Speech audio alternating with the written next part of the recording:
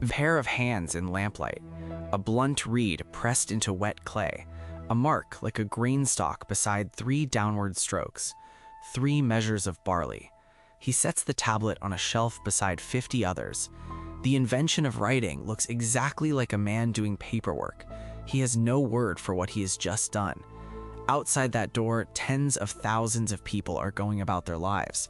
He does not know what he has begun. 2 rivers rise in the mountains of the north and run south toward the sea. Between them lies a plain so flat the horizon dissolves into haze. This is Mesopotamia, the land between the rivers, corresponding broadly to what is now Iraq. The southern plain gives almost nothing the builder needs. No stone, no usable timber, no metal in the ground. What it gives instead is silt and water, and a flatness so complete that a man standing at its center can see the whole arc of the sky. So everything here is built from mud. Walls and floors and greeneries and temples, all of it pressed earth dried in the sun. The one material the land provides without limit becomes the material of civilization. There is a strict logic to that. The rivers do not behave. They flood without warning, bursting their banks in spring and retreating to leave fields of black silt baking in the heat. The Nile gave its farmers a calendar. The Tigris and Euphrates gave theirs a problem. The south receives perhaps 100 to 200 millimeters of rain in a good year, far below what any crop requires. Every field that fed a city was a field that someone had watered by hand from a canal, season after season. That is the first truth this land teaches. Irrigation does not happen by itself. One family cannot do it alone. The canal that feeds your field runs through 4 others first, and someone must decide who digs and who maintains and who gets water when there is not enough. From around 6500 BC, the first farming villages appear in the south. Small settlements organized around a rectangular temple on a mud brick platform. They spread along the river channels, one after another, each a day's walk from the last. Every settlement has one, a platform raised above the floodline, a small rectangular building on top, and the remains of offerings brought there over generations. The temple platform is the oldest institution on the plain. At the far southern edge of the plain lies Eridu. The occupation layers go deeper here than almost anywhere else in the region. People have lived here, built on the ruins of what came before, continuously, for longer than the oldest tradition can remember. The temple at Eridu was not yet a monument. It was a storehouse against the bad year, a place where the community's surplus was held against the season when the flood did not come or came too hard. The building is modest. What it represents is not. Managing the water required something no single family possessed, a decision about the whole. Someone had to say when the canal was dug, which household owed how many days of labor, who shared the floodgate. That coordination before any king existed was itself a form of government. Notice what the land has done. It has withheld stone and timber. It has made rain unreliable and flood unpredictable. And in doing so, it has made cooperation not a virtue, but a condition. You do not work together here because you are good. You work together because the alternative is thirst. Over nearly 3,000 years, the Ubaid settlements spread. North along the rivers, east toward the Zagros foothills, south toward the marshes, each built on the ruins of what came before, each a little larger, each holding a little more of the plain's accumulated knowledge. What accumulates is not only people, it is knowledge of the water, of the soil, of which canal mouth silts up in which kind of year.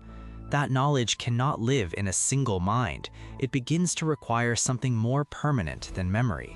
It begins to require a place. By 4000 BC, the settlements are no longer small. They cluster. The boundary between one community and the next begins to blur. Something is being assembled on this floodplain, slowly, over centuries, without anyone having a name for what it will become.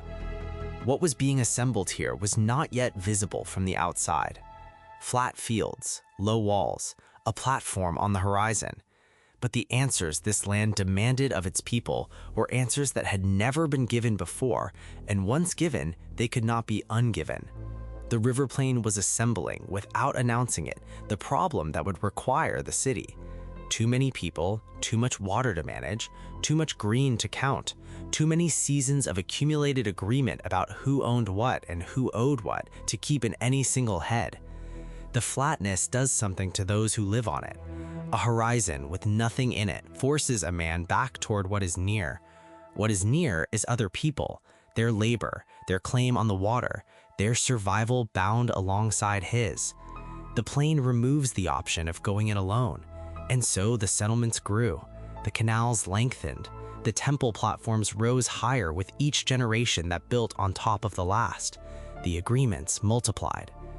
Something that was not yet a city but was no longer merely a village was finding its shape on the plain. What it would build, the world had not yet imagined. What it would invent in that lamplight room beside 50 tablets on a shelf would reach further than any army, further than any king, further than the rivers themselves. But that is still to come. The gathering begins. The region archaeology calls the Uruk period takes its name from one city. That city sits in the deep south of Mesopotamia, on an old channel of the Euphrates, roughly 250 kilometers south of what is now Baghdad. The land around it is flat in every direction. The people who first settled that plain came in small numbers. Villages of a few hundred scattered across the floodplain, each one dependent on its own patch of riverbank, its own seasonal wager with water. Around 4,000 years before the Common Era, something began to shift. Not a conquest, not a plague driving survivors toward high ground. The shift was quieter and stranger than either.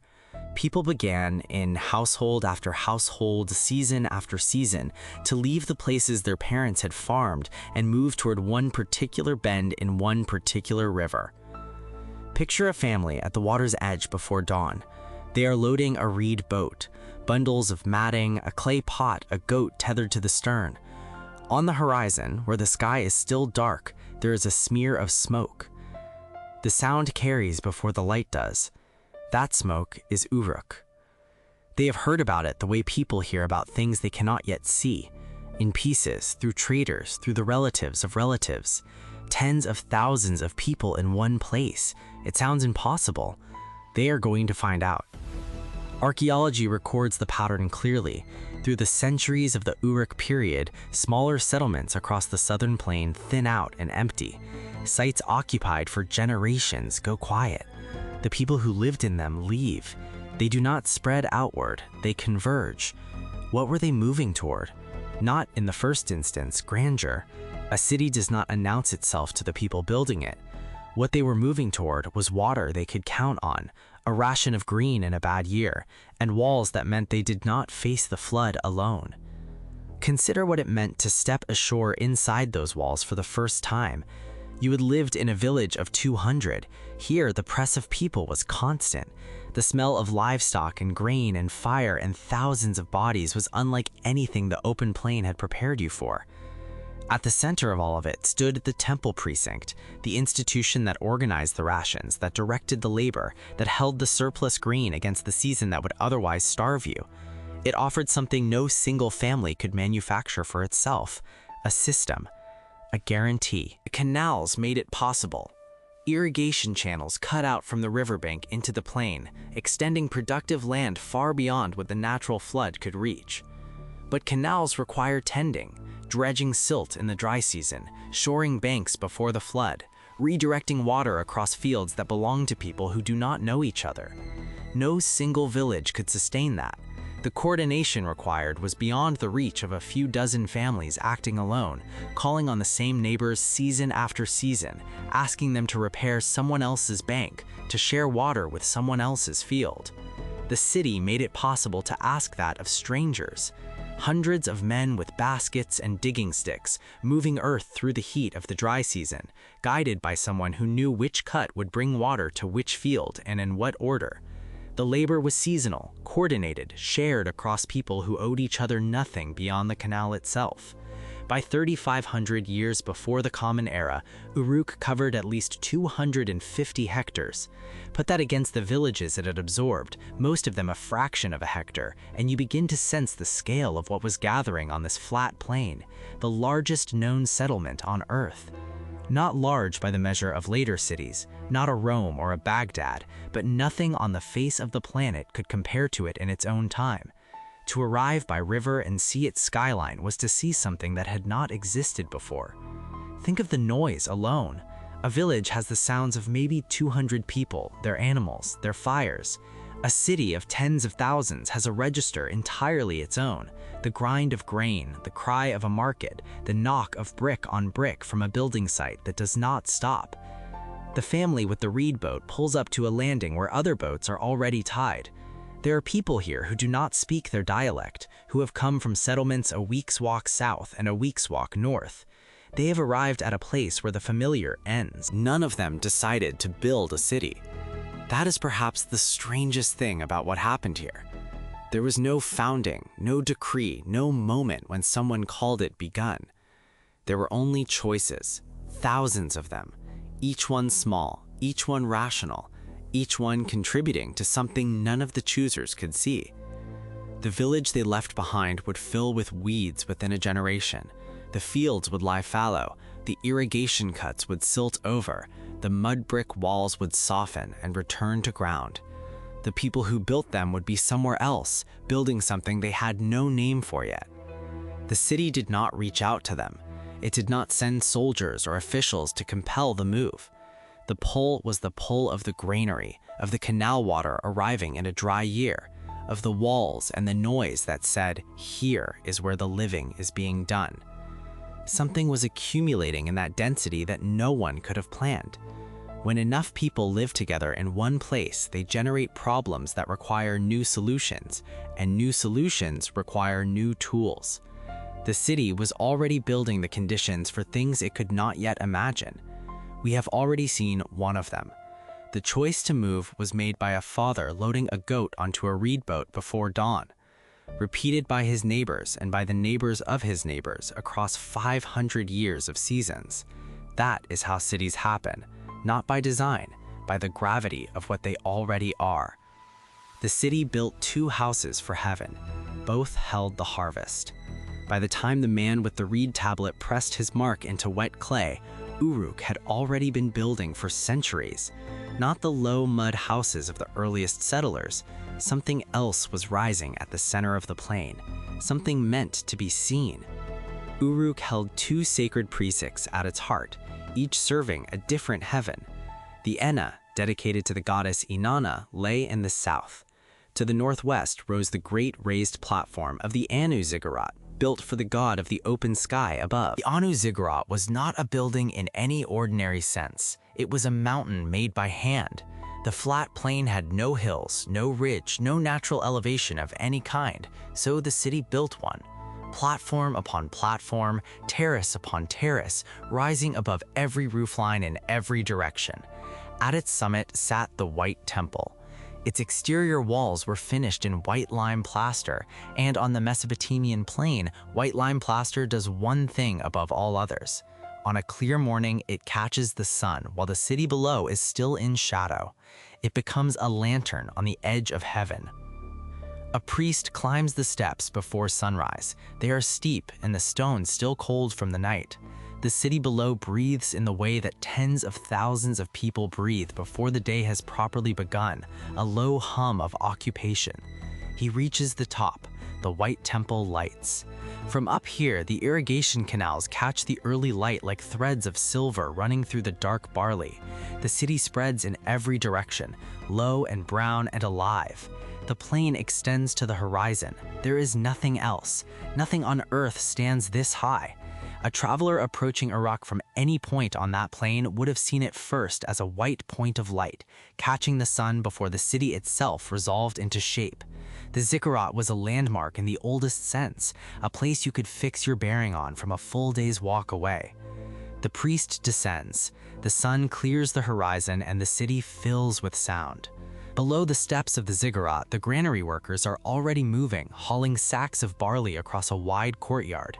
The god's house and the grain house stand side by side. The second sacred precinct stood elsewhere in the city. The Iana, the house of heaven, was the home of Inanna, patron goddess of Uruk. It was rebuilt and expanded so many times through the Uruk period that archaeologists digging down through its layers find one court lying beneath another, one hall beneath the next. The walls of the Iana were not plain.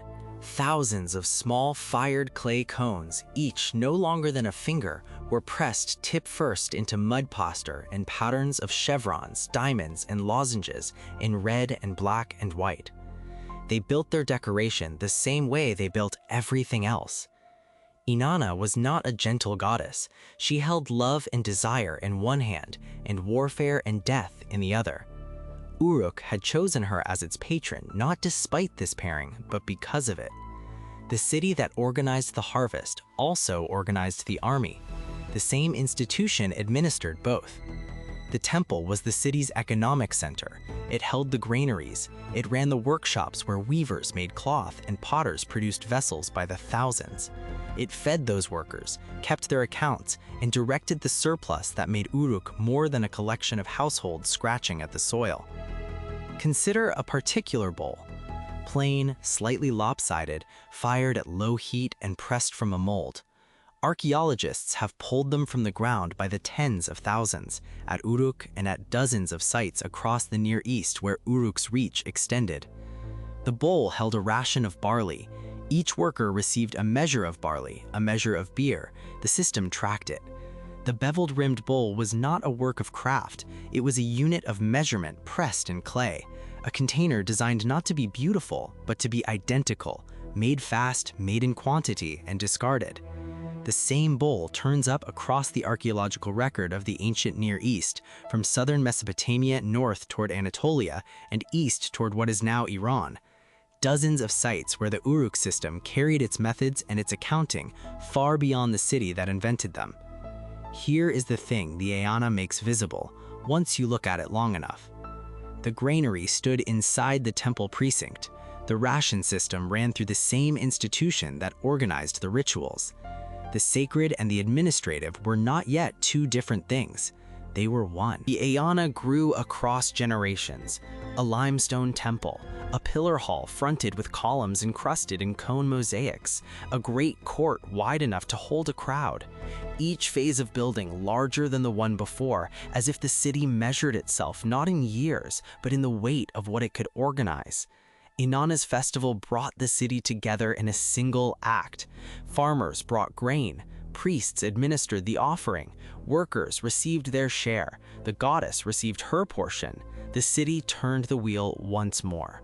What looked like worship from the inside was also from the outside, the economy in motion. Think of what it meant to be one of those workers at the end of the day. You had helped build something you could not encompass with your eyes. You were fed by an institution you had no name for. Above your head, the white walls of the temple caught the last light. Uruk had built an institution that could hold more than any single mind could hold. The tablet and the lamplight was one part of it. The white tower on the plain was another. The bowl of barley was a third. All of it ran through the same precinct, toward the same end. What Uruk had invented would not stay in Uruk. The methods, the institution, the bowl of grain at the end of the working day. Other cities would take these up, press them into new shapes, carry them across the plain and beyond the rivers. The world could not unlearn what it had been shown. The oldest writing in the world looks like accounting. The city that rose on mud and water had a problem no one had faced before. How do you remember accurately what belongs to 10,000 people? The answer was pressed into the same mud the city was built from. Pick up one of the tablets from that shelf. It fits in your palm. Its surface is still soft, still damp, carrying the faint smell of the river. A scribe pressed a reed into it hours ago and left behind marks so small and regular they look almost like a decoration. They are not a decoration. One sign looks like a head set above a bowl. Beside it, 3 short downward strokes. The head above the bowl means ration. The 3 strokes mean 3. This is the sentence, 3 rations. This is the whole record, older than any poem, older than any written prayer or law or name of any king.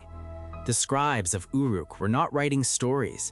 They were not writing prayers or histories or the names of kings. They were writing down who owed what to whom, how much had come in and how much had gone out. Uruk was a machine for managing abundance, and the tablet was its memory. The signs were not exact pictures. They were built for speed. A scribe working through a morning's deliveries had to mark dozens of tablets before the clay dried and hardened in the heat. Speed made the signs bolder, simpler, stripped of detail, but they remained legible. That was the deal. The tablets moved. A record made in the temple could travel with a messenger to a grain depot a day's walk beyond the city walls. An administrator waiting there could read it without having met the man who pressed it, without being present when the original count was made. Before the tablet, the count lived inside a man's head. When the man was gone, so was the count. The tablet could outlast the man who made it, the season that produced it, the administrator who ordered it. It could outlast almost everything. It could also be read by someone who had never been there. That sounds obvious. It was not obvious. It was a revolution dressed as paperwork, so quiet that the man pressing the reed into clay had no word for what he was doing. The system had a quality no one planned and everyone would use. The signs conveyed categories and quantities, not words spoken aloud. A scribe speaking a different language from the man who made the record could still read it. The count stood regardless of the tongue. Think of what that meant in a city that drew merchants from the whole arc of the ancient Near East, workers from the hills, traders from the coast, administrators whose mothers had spoken different words for grain and water. The tablet held them all in one system of marks. Those tablets survive, not metaphorically, not in later copies, the original clay, the original marks. Approximately 5,000 tablets from this earliest phase of writing sit today in collections in Berlin, London, Paris, Chicago, Baghdad, and Heidelberg. The mud of Uruk is still there. What is still legible on them is not heroic. There are sheep counts, beer jar tallies, lists of workers assigned to tasks, quantities of grain received and grain distributed. That is the record Uruk chose to preserve. The mundane, in sufficient volume, became the permanent. The scribes themselves changed the system as they used it. Generation by generation, the marks became less pictorial, faster, stripped of recognizable detail. The sign that began as something you could almost sketch became a cluster of pressed wedges. It was more efficient, it was less human. That trajectory would not stop in Uruk. The wedge-shaped marks would spread across the whole of the ancient Near East, carried by trade, by conquest, by the simple usefulness of a system that worked. Centuries later, they would carry laws, treaties, epic poems. All of that grew from the ledger, but that came later. In the year the first mark was pressed, there was only the count. How many sheep arrived this morning? How many jars? How many workers? The poem did not exist yet. The ledger was the whole of what was possible, and yet the ledger was enough. It proved that a mark on clay could carry a fact across distance and time. Once that was proven, everything else was possible. The scribe had not intended to invent the library. He had intended to remember the barley. Come back to the tablet. Head above bowl. 3 strokes. The clay is drying now. It will harden in the sun and sit on a shelf with 50 others, and then be carried somewhere, and then be stored, and then be lost for 5,000 years. When it is found again, the marks will still be legible. What was pressed into wet clay endured everything the city that made it could not. Every wall Uruk raised has crumbled back to the plain. The tablet is still here. 3 rations, that is what survives. Not the names of the workers who received them, not the name of the scribe who pressed the reed and recorded the count. The transaction outlasted everyone it touched. Every library in the world descends from this, every contract, every census, every law written down to hold against the memory of men who will forget or lie. They all begin here, in a room full of wet clay and lamplight, with a man who is only doing his accounting. The city reached further than any army could follow. The tablet on the shelf was a promise. Someone, somewhere, had to deliver on it. Consider the river at dawn. a reed boat riding low in the current, loaded past the waterline with sealed jars, with woven reed modding, with the pressed clay records of everything owed and everything expected. The city had made itself indispensable to the plain, and now the plain was not enough. Uruk sat on mud and water. It needed what the mud and water could not give it: timber for its doors and ceiling beams, stone for its seals, copper for the tools that worked them. The reach of Uruk in this period stretched hundreds of miles in every direction: south toward the Persian Gulf, north and west along the Euphrates into Syria, northeast through the mountain passes of the Zagros into modern Iran, and still further toward the headwaters of the great rivers in Anatolia. No single mind drew this map. No general ordered it. What spread outward from Uruk was not an army, it was a method. The clay tablet, the beveled bowl, the cylinder seal, the whole quiet apparatus of counting and recording that the city had built for itself and found it could carry. Abuba Kabira sat on the west bank of the Euphrates, deep in what is now Syria, 400 miles from Uruk. It was not a trading post, it was a city, or close enough to matter. 18 hectares of planned streets and mud brick houses, built according to Uruk proportions, Uruk logic. The pottery was Uruk pottery. The seals were Uruk seals. The administrative tablets, the small pressed rectangles of wet clay bearing their marks of measure and account, were Uruk tablets. Walk those ruins and you are walking Uruk. The river had carried the city whole upstream. Northeast of Habuba Kabira, the Euphrates bends toward the mountains. The Zagros range rises steep and cold, its passes choked in winter, its valleys running with copper ore. Somewhere in those passes lay Godin-Tepe, a walled Uruk enclave set inside a larger settlement of local people. Inside the walls of Godin-Tepe, they found what they always found: the beveled bowls, the cylinder seals, the proto-cuneiform tablets with their marks of green and labor. The administrative system of Uruk had climbed the mountains. The counting had reached the Iranian plateau. Further still, at the headwaters of the Euphrates in southeastern Anatolia, near the site now called Arslan-Tepe, the river gave way to a different kind of country.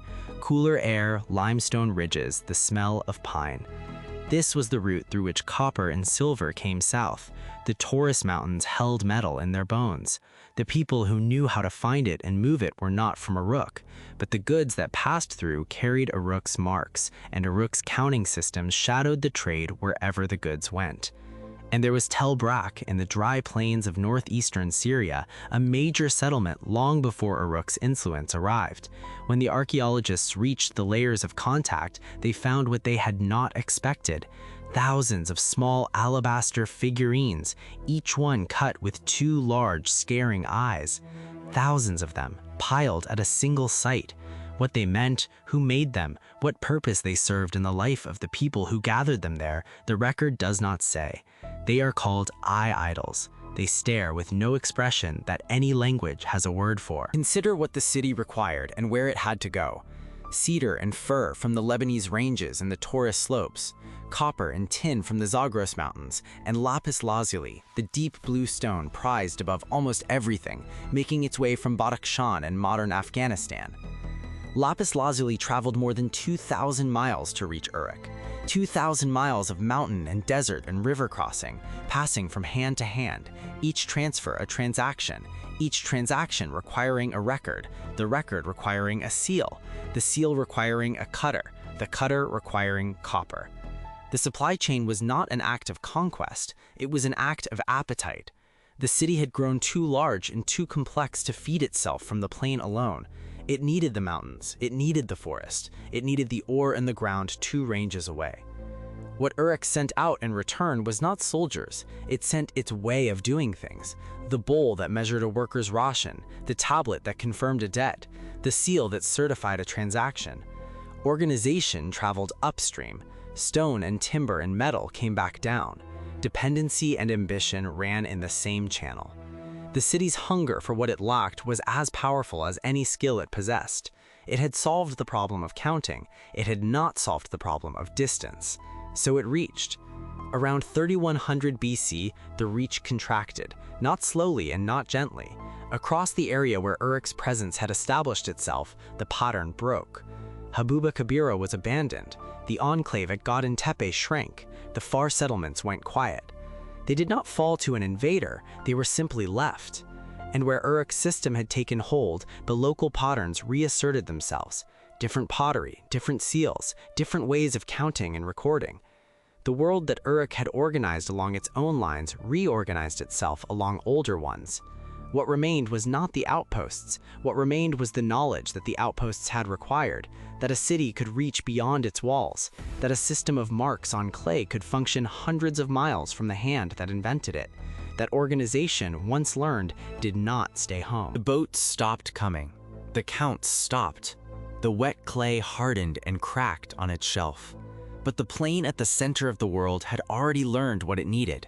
The reach had been made. The world had proved it was reachable. Signs and seals. Uruk 3400 to 3000 BC. The tablet recorded what was owned, but in a city of tens of thousands, a record was only as good as the trust behind it. Something had to make that trust visible, had to give it a shape a stranger could read. They solved it with stone. A cylinder 2 or 3 centimeters tall, carved from rock with a patience the work required. You could hold the whole thing in your closed fist. What it carried inside it was something else. Press it to wet clay and roll it forward.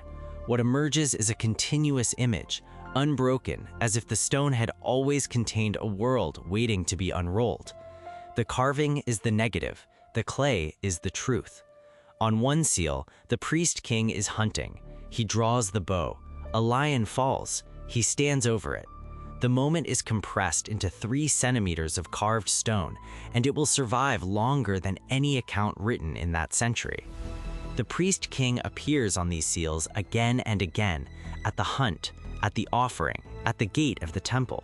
He is never named. He is a role, a symbol the city needed rendered in stone as much as it needed it in the flesh.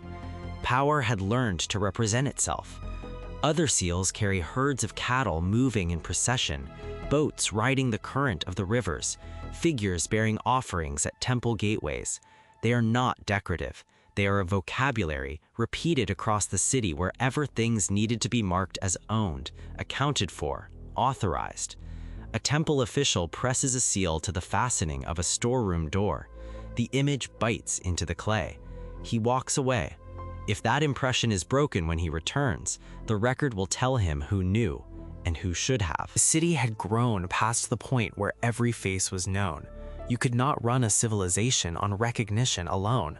So they built something that could stand in for recognition, a carved mark unique to one person that no one else was meant to hold. Lapis lazuli arrives from Badakhshan, more than 3,000 kilometers to the northeast. Obsidian comes from volcanic sources in Anatolia. Carnelian travels from the Indus Valley, 3 separate horizons all converging on the flat plain between the 2 rivers. None of these stones exist in southern Mesopotamia. Every piece that arrived was carried, traded hand to hand across deserts and mountain passes because something in Uruk was worth the distance. What the traders received in return we can partly read. What they understood about the city we cannot. Inside Uruk, the city had divided itself by trade. Weavers worked apart from brewers, who worked apart from coppersmiths, who worked apart from the scribes pressing reeds into clay.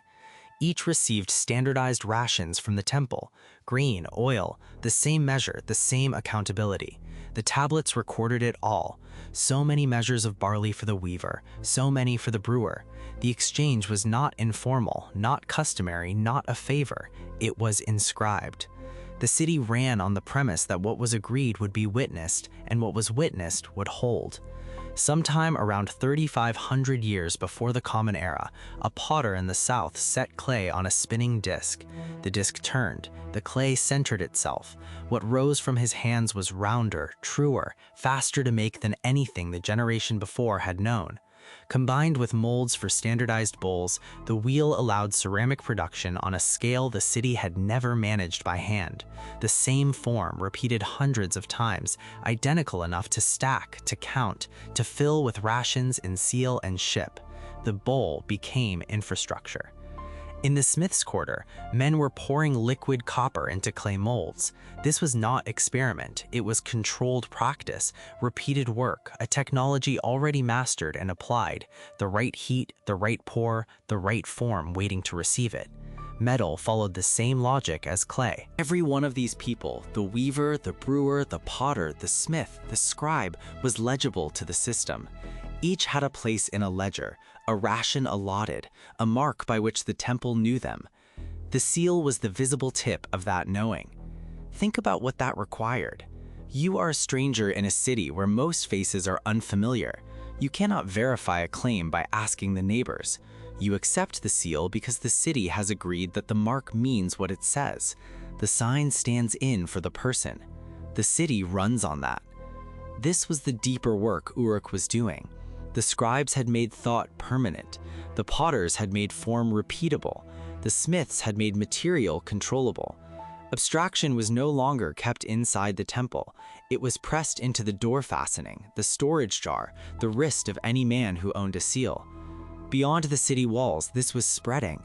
Uruk period sites appear across the Near East, places where the same cylinder seals, the same administrative tablets, the same ceramic forms have been found. The city had not merely grown, it had become a model. The man who first cut a cylinder seal into stone did not know what he was making. He was solving a problem at hand: how to prove that a door had not been opened, how to mark a jar as his.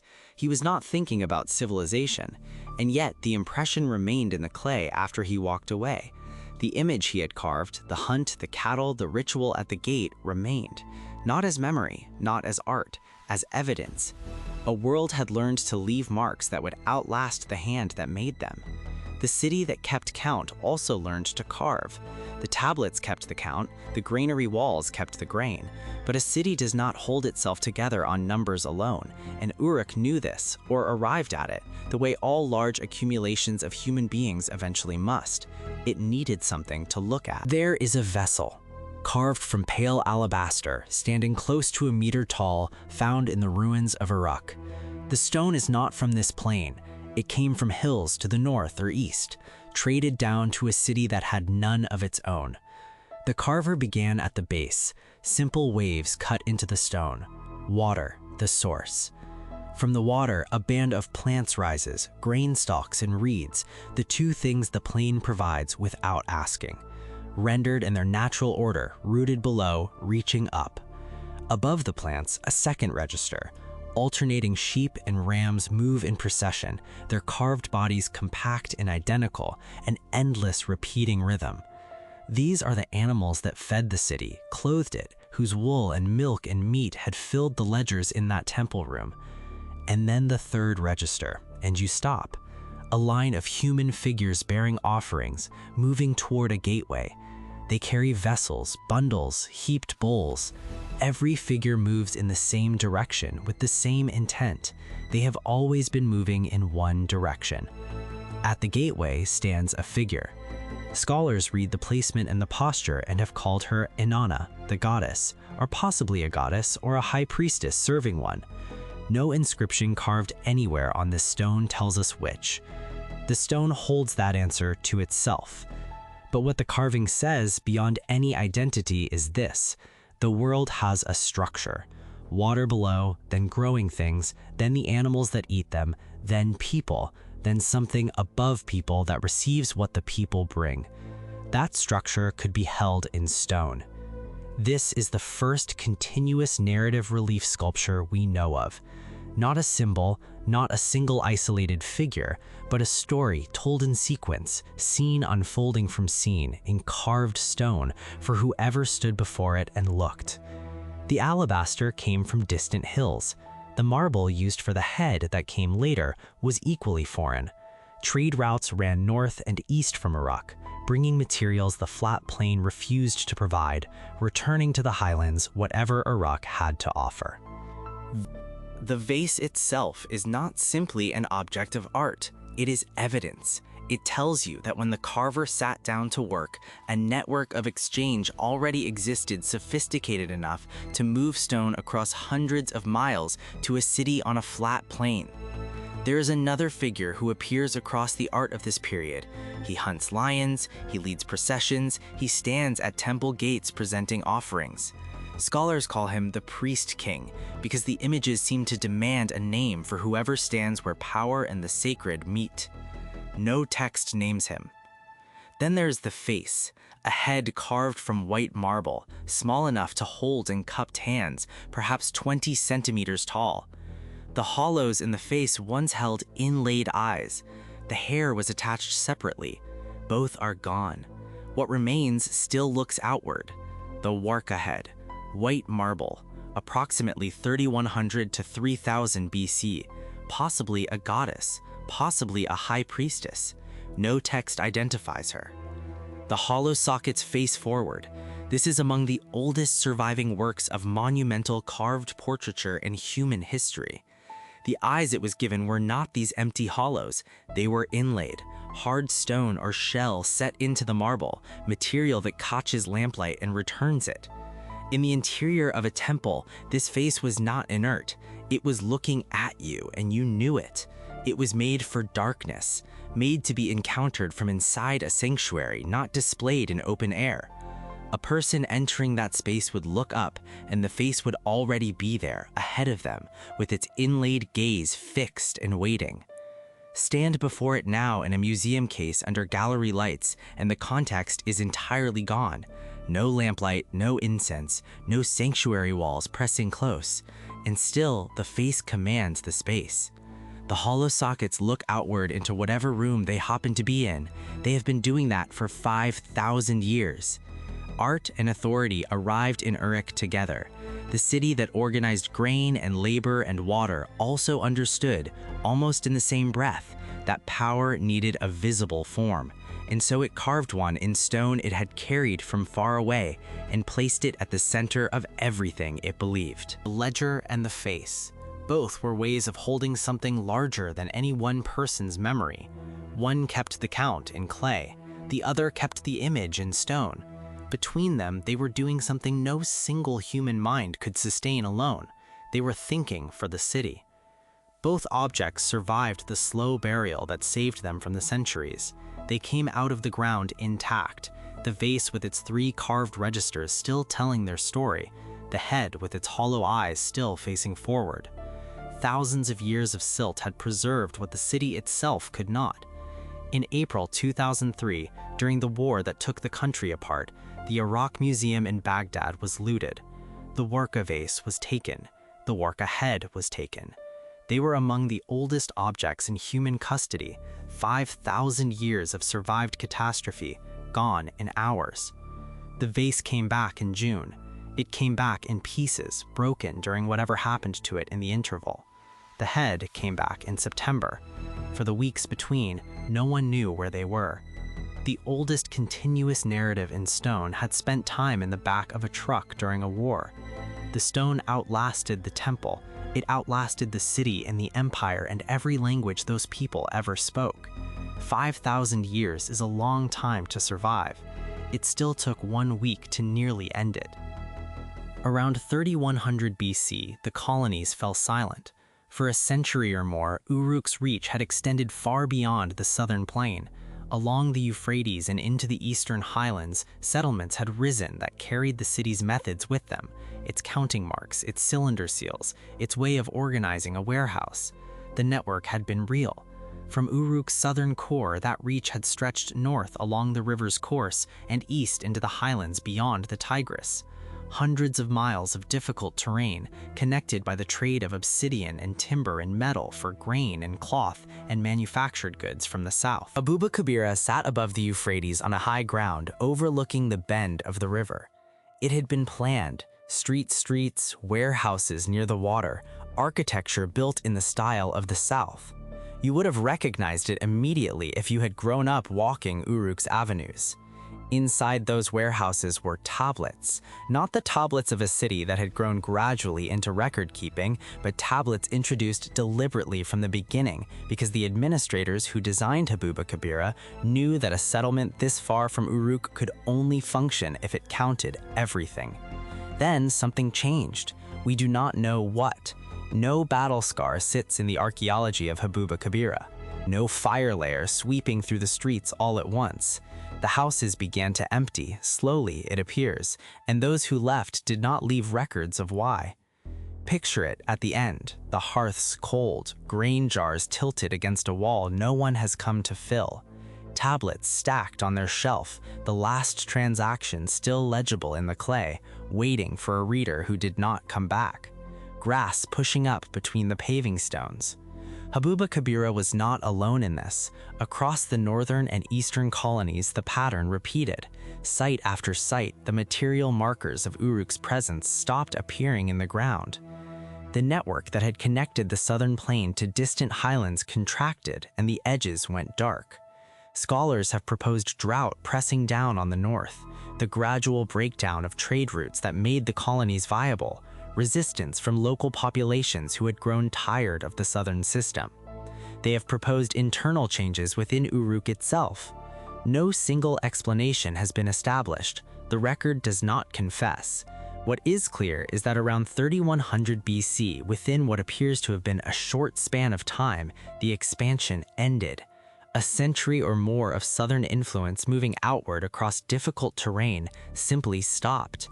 The colonies that had replicated Uruk's ways did not replicate them any further. Now look south.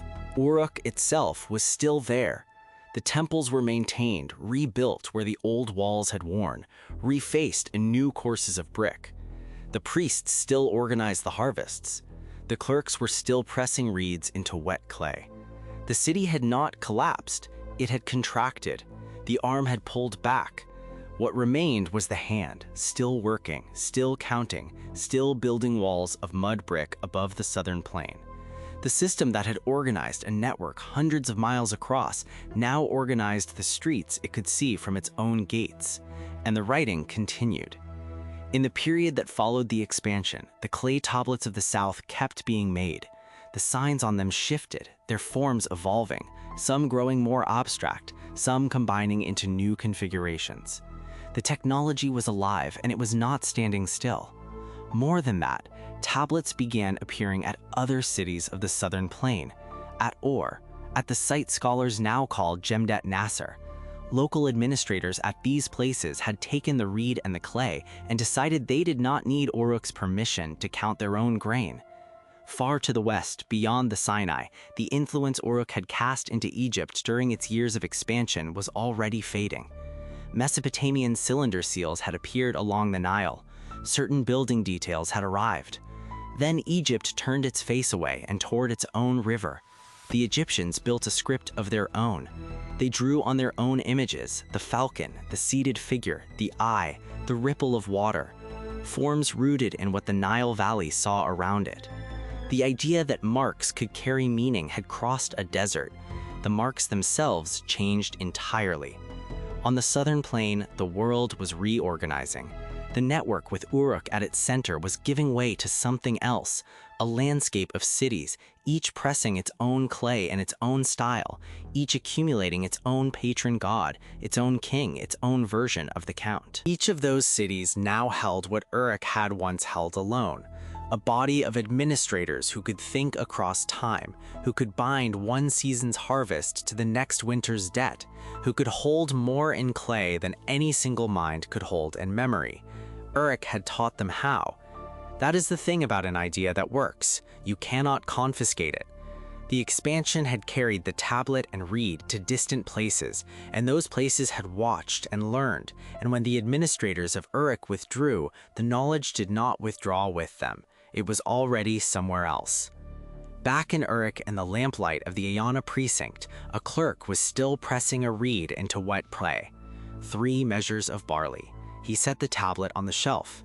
Outside the door, the city moved. The reach had failed. The hand remained. The city-states rising across the plain would war with each other, absorb each other, write each other into records of conquest and defeat. The competition that replaced the network would produce kings who called themselves great, scribes who refined the signs, merchants who stretched trade routes further than the first expansion had reached, all of it growing from the shelf in that room by the lamplight. The man who set the first tablet down had no name that survived, no monument, no legend. He did not need one. What he started was already beyond any single name. It was simply how the world worked now. Around 2700 BC, a king, or his story, raises Uruk's walls. By the time writing had been pressed into thousands of tablets, the city had shaped something harder to record: the institution of the king. Mesopotamia in the early dynastic period was a landscape of competing city-states, each one gathered around its temples, each governed by a single man. The plain between the rivers held dozens of them: Uruk in the south, Kish to the north, Nippur at the center, held sacred by all. Each city its own world, its own walls, its own army. Between them, the flat land and the permanent question of who controlled it. A king in this world was not only a general or a landlord, he was the steward of the city's god, the man through whom order passed into human administration. He built temples, he organized labor, he led armies. What he could not do was make the city permanent by his own name alone. Somewhere in that long competition, around 2700 BC, Uruk had a king the Sumerian king list would later record as its fifth ruler, Gilgamesh, credited with a reign of 126 years. The number tells you immediately what kind of record this is. The Sumerian king list was not a census, it was a cosmology, assembled long after these kings were gone, to assert that kingship was ancient and descended from the sky. Before a great flood, its rulers ranged for tens of thousands of years each. History was not the only thing it was recording. Enmebaragi, king of Kish, left inscriptions in his own name, stone carved in an era when the record grows very thin.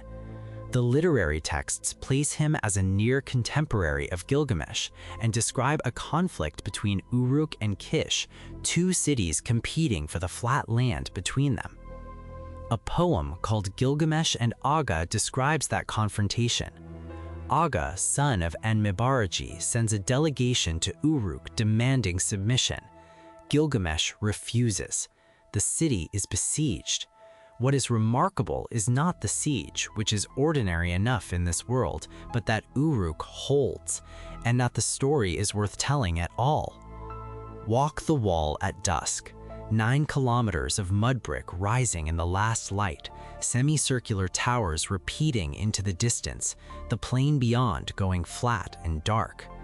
Inside, the city hums, fires lit, grain ground. Children who have never known another world playing in the shadow of something they cannot see the end of. The builders pressed mud into molds and dried the bricks in the sun and stacked them in their millions. There is no quarry here, no hillside to cut from.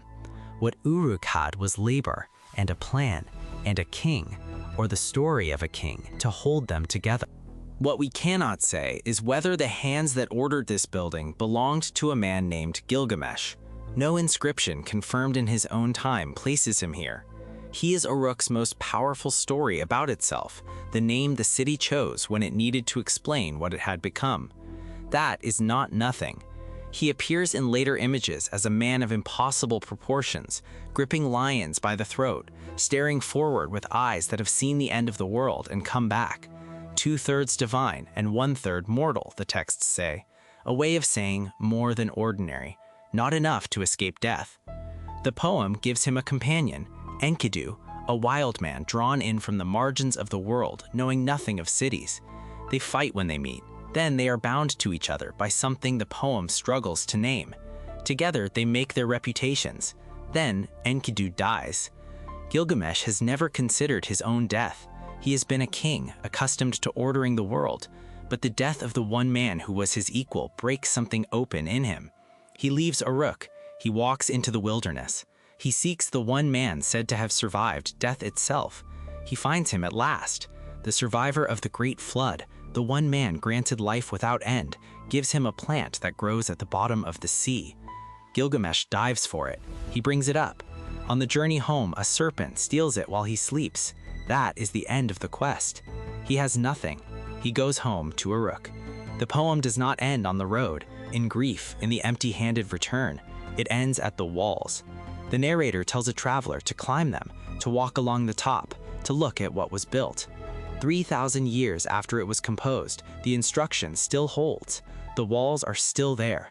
They have outlasted the man who built them and every empire that followed. Somewhere between 1300 and 1000 BC, a scholar priest named Sinlekiunini gathered the older Sumerian stories about this king and assembled them into a single form. He is among the earliest named authors in history. He did not invent Gilgamesh, he organized him the way the first scribes organized the grain. The tablets were copied and recopied across centuries, carried by scribes from city to city, preserved in libraries that burned, found in ruins by excavators who had never heard of Uruk, translated into every language that could hold them. The story had outlived its city by 3,000 years before anyone knew what it was.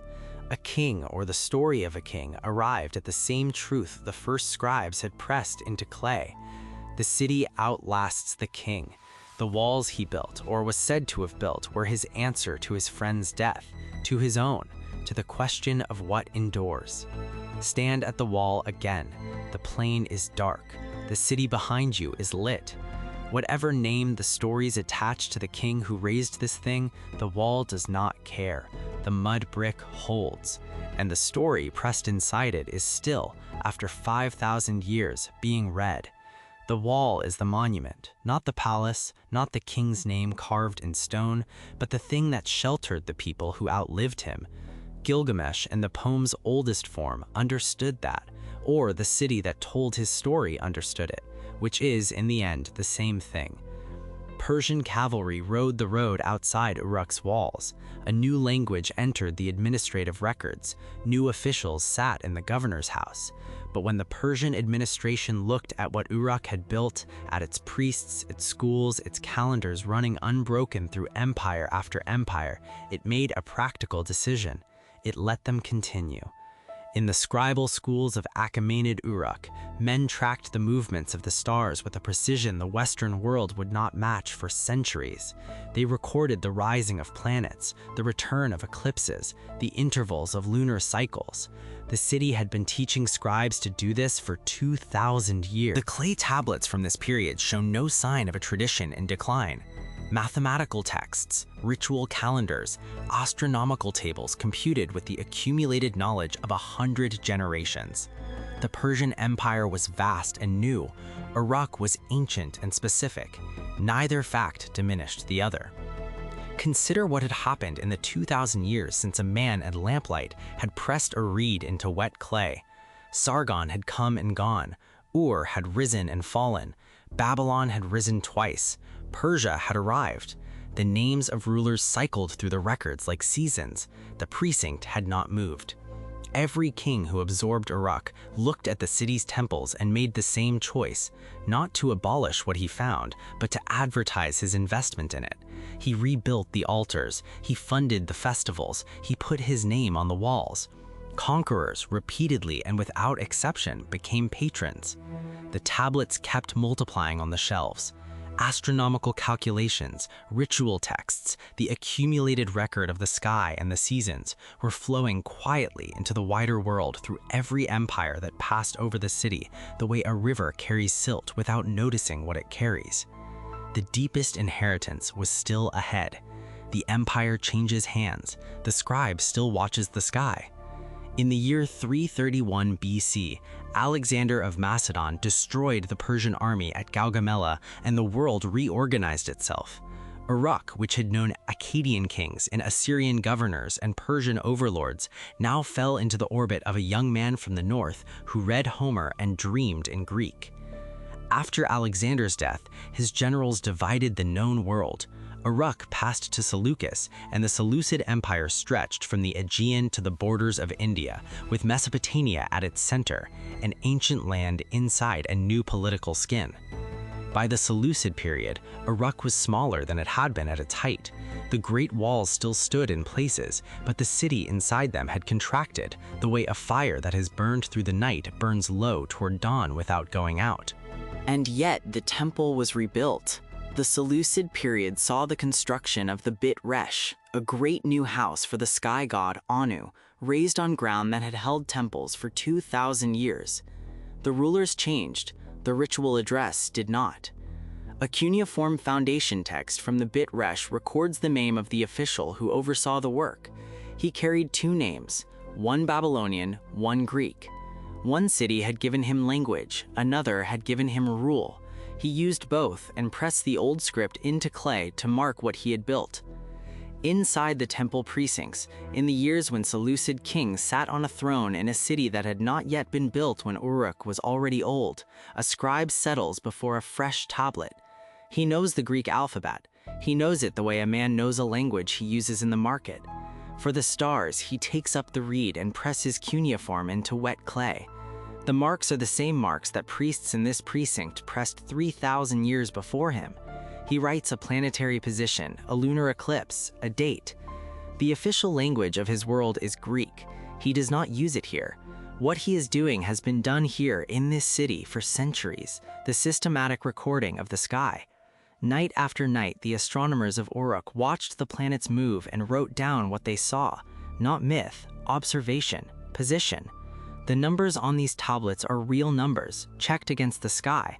The mathematical astronomical text from Uruk rank among the most technically sophisticated documents of the ancient world. Their authors could predict eclipses. They could track the irregular motion of the moon across decades of recorded nights. They had built, out of clay and patience, something that deserved the word science before the word existed.